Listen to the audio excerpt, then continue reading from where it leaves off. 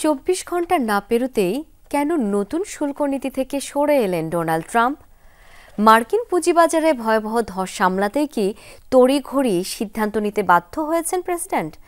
যদিও দেশটির বাণিজ্যমন্ত্রীর দাবি চাপে পড়ে নয়, বরং আলোচনায় আগ্রহী দেশগুলোকে সুযোগ দিতেই আরোপিত নতুন শুল্ক স্থগিত করা হয়েছে।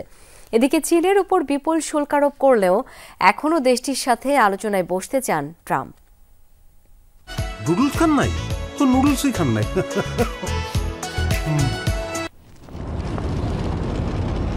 185টি দেশ ও অঞ্চলের পণ্যে ডোনাল্ড ট্রাম্প বর্ধিত শুল্ক আরোপের ঘোষণা দেওয়ার পর থেকেই বিশ্ব অর্থনীতিতে শুরু হয় ব্যাপক অস্থিরতা। ধস নামে বিভিন্ন দেশের শেয়ার বাজারে মার্কিন পুঁজিবাজারও সাক্ষী হয় নজিরবিহীন দরপতনের।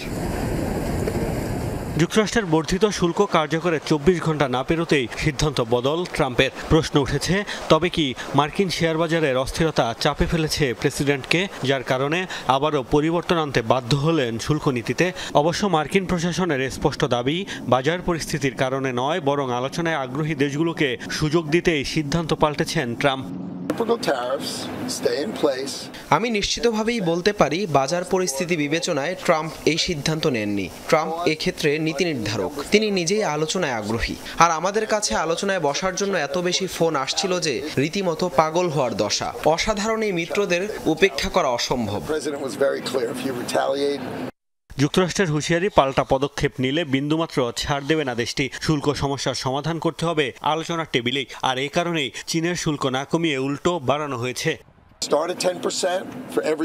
রেসিপ্রোকাল শুল্ক কিন্তু বহাল আছে। আমরা শুধু 10% বেশি যাদের, তাদেরটা 10% করেছি। চীন আমাদের বিরুদ্ধে প্রতিশোধ নিয়েছে। আমাদের প্রেসিডেন্টের অবস্থান স্পষ্ট। আপনি যদি যুক্তরাষ্ট্রের বিরুদ্ধে প্রতিশোধমূলক পদক্ষেপ নেন, তবে তিনি বিন্দুমাত্র ছাড় দেবেন না। 125% ট্যারিফ ধার্য করলেও চীনের সাথেও আলোচনায় বসতে চান ট্রাম্প। এই নেতার ধারণা, শিগগিরই শি জিনপিং তার সাথে যোগাযোগ করবেন। বাণিজ্য যুদ্ধ নিয়ে আমি উদ্বিগ্ন নই। শি খুবই বুদ্ধিমান মানুষ। আশা করি দুই দেশের জন্যই লাভজনক একটি চুক্তি করব আমরা। এতদিন আমাদের ঠকানো হয়েছে, আমরাই সেই সুযোগ তৈরি করে দিয়েছি। আমি তাকে খুব ভালোভাবে চিনি। শি তার দেশকে ভালোবাসেন। আশা করছি শিগগিরই তার ফোন কল পাবো। ইউরোপীয় ইউনিয়নের সব দেশ, ভারত, পাকিস্তান, ভিয়েতনাম, কম্বোডিয়া ও বাংলাদেশ সহ যেসব দেশের উপর আরোপিত বর্ধিত শুল্ক 10% বেশি ছিল, তা স্থগিত করেছেন ট্রাম্প। মোস্তফা মাহমুদ, যমুনা নিউজ।